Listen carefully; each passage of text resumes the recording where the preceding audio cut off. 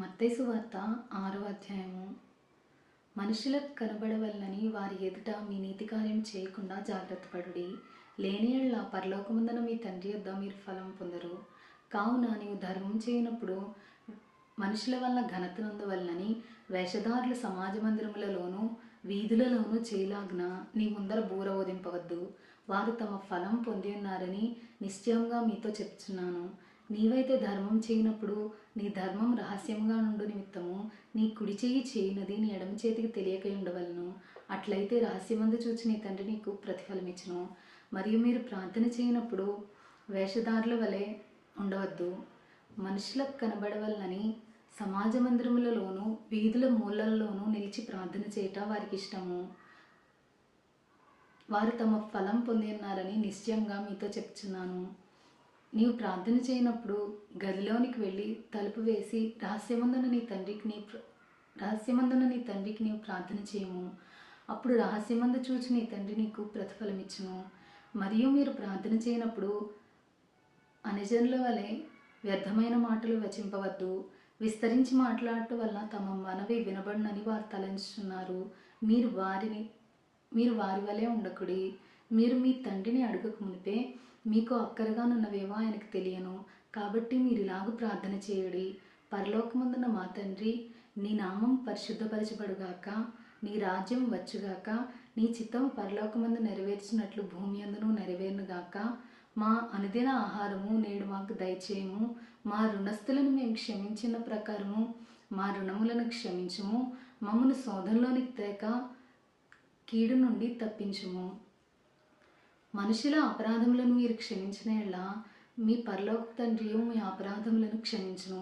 మీరు మనుషుల అపరాధములను క్షమింపకపోయిన యెడల మీ తండ్రియు మీ అపరాధములను క్షమింపడు. మీరు ఉపవాసం చేయనప్పుడు వేషధారుల వలె దుఃఖముఖులై ఉండకుడి. తాము ఉపవాసం చేయుచున్నట్టు మనుషులకు కనబడవలనని వారు తమ ముఖములను వికారం చేసుకొందురు. మీరు వారి వలె ఉండకుడి.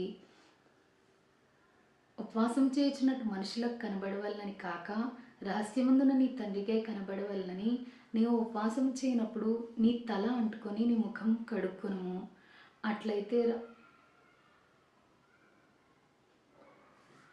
నీ తల అంటుకొని అప్పుడు రహస్యమందు చూచుచున్న నీ తండ్రి నీకు ప్రతిఫలమిచ్చును. భూమి మీద మీ కొరకు ధనమును కూర్చుకొనవద్దు. ఇక్కడ చిమ్మెటయు తుప్పును తినివేయును, దొంగలు కన్నం వేసి దొంగిలెదరు. పరలోకమందు మీ కొరకు ధనమును కూర్చుకొనుడి. అచ్చట చిమ్మెట అయినను తుప్పైనను దాన్ని తినివేయదు, దొంగలు కన్నం వేసి దొంగిలరు. నీ ధనం ఎక్కడ నుండునో అక్కడనే నీ హృదయం ఉండును. దేహమునకు దీపం కన్నే గనుక నీ కన్ను తేటగా నుండని యెడల నీ దేహమంతయు వెలుగుమయమే ఉండును. నీ కన్ను చెడినదైతే నీ దేహమంతయు చీకటిమయమే ఉండును. నీలోనున్న వెలుగు చీకటి ఉండున యెడల ఆ చీకటి ఎంతో గొప్పది. ఎవడునూ ఇద్దరు యజమానులకు దాసుడుగా నుండనేరడు. అతడు ఒకని ద్వేషించి ఒకని ప్రేమించును, లేదా ఒకని పక్షముగా నుండి ఒకని తృణీకరించును.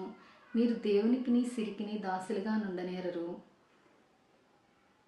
అందువల్ల నేను మీతో చెప్పినదేమనగా, ఏమి తిందుమో ఏమి త్రాగుదుమో అని మీ ప్రాణమును గూర్చి అయినను, ఏమి ధరించుకుందుమో అని మీ దేహమును గూర్చి అయినను చింతింపకుడి. ఆహారము కంటే ప్రాణమును, వస్త్రము కంటే దేహమును గొప్పవి కావా? ఆకాశ పక్షులను చూడుడి, అవి విత్తవు, కోయవు, కొట్లలో కూర్చుకొనవు, అయినను మీ పరలోక తండ్రి వాటిని పోషించుచున్నాడు. మీరు వాటికంటే బహుశ్రేష్ఠులు కారా? మీలోనెవడు చింతించటం వల్ల తన ఎత్తు మూరెడు ఎక్కువ చేసుకొనగలడు? వస్త్రములను గూర్చి మీరు చింతింపనేలా? అడవి పువ్వులు ఎలాగ ఎదుగుచున్నవో ఆలోచించడి. అవి కష్టపడవు, వడకవు, అయినను తన సమస్త వైభవంతో కూడిన సొలొమోను సైతము వీటిలో ఒక దాని వలనైనను అలంకరింపబడలేదు. నేడుండి రేపు పొయ్యిలో వేయబడు అడవిగడ్డిని దేవుడు ఇలాగ అలంకరించిన యెడల అల్పవిశ్వాసులారా, మీకు మరివి నిశ్చయముగా వస్త్రములను ధరింపచేయను గదా. కాబట్టి ఏమి తిందుమో ఏమి త్రాగుదుమో ఏమి ధరించుకుందుమో అని విచారింపకుడి. కాబట్టి ఏమి తిందుమో ఏమి త్రాగుదుమో ఏమి ధరించుకుందుమో అని చింతింపకుడి. అన్యజనులు వీటన్నిటి విషయమై విచారింతురు. ఇవన్నీ మీకు కావాలని మీ పరలోకపు తండ్రికి తెలియను. కాబట్టి మీరు ఆయన రాజ్యమును నీతిని మొదట వెదుకుడి, అప్పుడు అవన్నీ మీకు అనుగ్రహింపబడును. రేపటిని గూర్చి చింతింపకడి, రేపటి దినము దాని సంగతులను గూర్చి చింతించును. ఏ నాటికీడు ఆ నాటికి చాలును. ఆమేన్.